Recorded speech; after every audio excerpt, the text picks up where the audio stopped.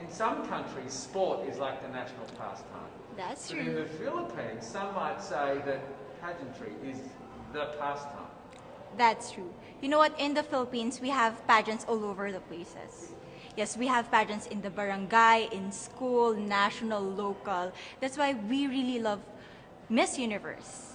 It's like it's giving pride and putting the Philippines back on the pedestal. That's why there's an added pressure as a candidate coming from a pageant-loving country. But it's a good pressure. I always look up to our former Miss Universe Philippines. They really did well in the competition. And now this is my time to show who I am, to offer what RABIYA can show to the rest of the universe. So I'm very happy, and at the same time, I'm excited to make all my kababayans proud, and hopefully I do. Why do you think it is that the Philippines love pageants? They have appreciation for beauty.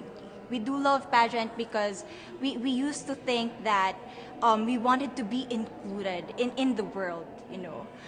I have to be honest, in the Philippines, my skin color used to be not the standard of beauty. I was obsessed whitening my skin because these are the kinds of beauty queen we see on the mainstream.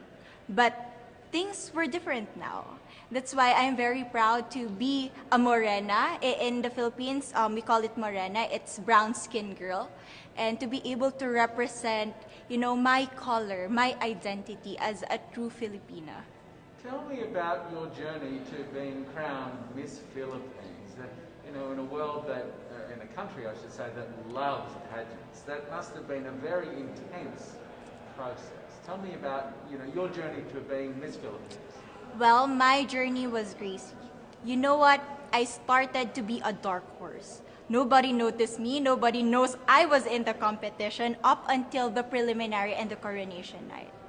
And when I won, I received different comments. Of course, there were people who didn't expect me to do well, who think that I cheated. That's why I need to redeem myself in Miss Universe. I really need to do well in this competition. And the thing is, I love pressure. I love criticism. I get better every day with that. You tell me I cannot do that, I turn to you and I'm going to say that, no, I can do it for myself. Good for you. So how does it feel then to be on the global stage? How do you feel to be here in this moment, right now? It's crazy, but I'm overwhelmed with the support, not just from the Filipino community, but also from Thailand, Latin countries who do appreciate me as a candidate, as a person.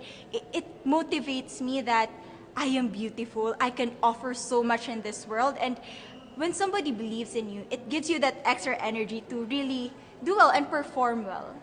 Do you have a sense with the girls, all of the girls competing, you're competing, but is there a sense of camaraderie with all of the girls? Is there like a real spirit to, sort of motivate each other to do better?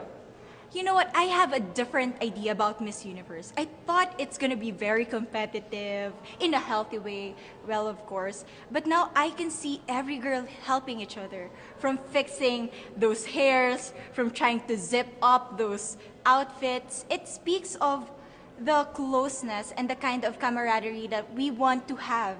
The goal of Miss Universe is not just to crown one girl, but also to build a genuine and long-lasting friendships among us. Would you say within the Miss Universe world, the contestants, is there a sisterhood? Are you sisters? There is sisterhood. I can say I was able to talk to different representatives from different backgrounds, different cultures. And despite our differences, there's so much to be highlighted in what binds us together. And that is because we want to empower women. We want to have our advocacies. We want to speak for the things that we love. And that's a celebration of women and the beauty that we have. So coming out of this week, obviously you would love to be crowned Miss Universe. Of course. And that would be wonderful, of course, for any of you. But what else will you take out of this week? What do you think you'll feel at the end of this week, regardless of the result? How will you be a different person? It's the growth and the development that I was able to have during preparing for this training. I will be honest, there was a moment that I lost my identity because I was put under pressure. I was in that position in which I feel like I'm not good enough. I'm not a good representative of my country, but I was able to bounce back stronger. And if I was able to do that for Miss Universe, I will be able to do that in life. That is my greatest takeaway from Miss Universe. Okay, so the Philippines have huge amount of fans. Yes. I want you to give us a little bit of a message to the fans here and at home. But send a message. What would you say to all the fans in the Philippines?